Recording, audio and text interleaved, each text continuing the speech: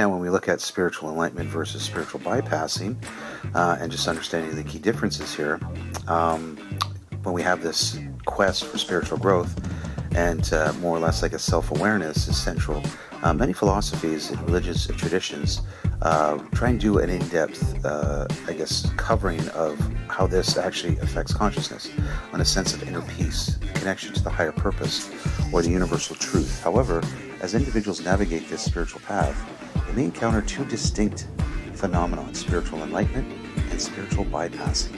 While both are related to pursuits of the spiritual development, they represent very different approaches, and understanding the differences is key to cultivating authentic spiritual growth.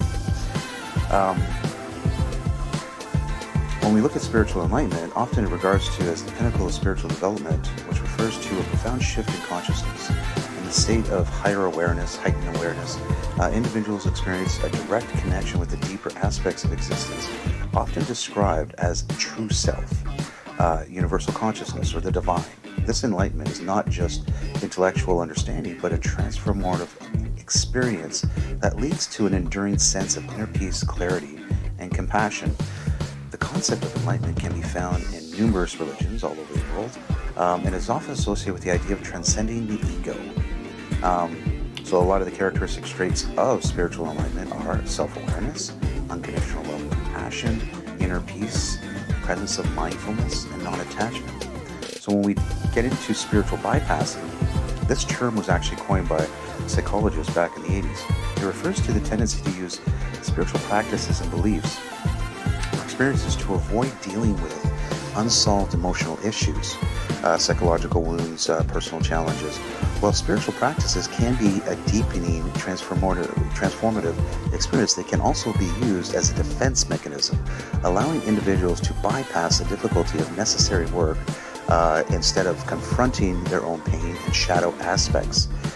In spiritual bypassing, individuals may become more focused on seeking transcendence, enlightenment, or positive experiences rather than confronting the darker side of them, the uncomfortable aspects of their psyche. It's often an unconscious way of avoiding the hard work and emotional healing.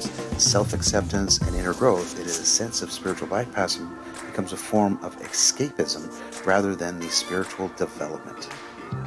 So some of the characteristic traits of spiritual bypassing: avoiding emotional pain, overemphasizing on positivity, dismissing or dismissal of shadow work, using spirituality or labeling to avoid the real world problems, and then you can get into like spiritual narcissism, which it usually involves using spirituality as a means of elevating oneself or self-importance to be superior or higher level than any of the other individuals, which is more or less avoidance.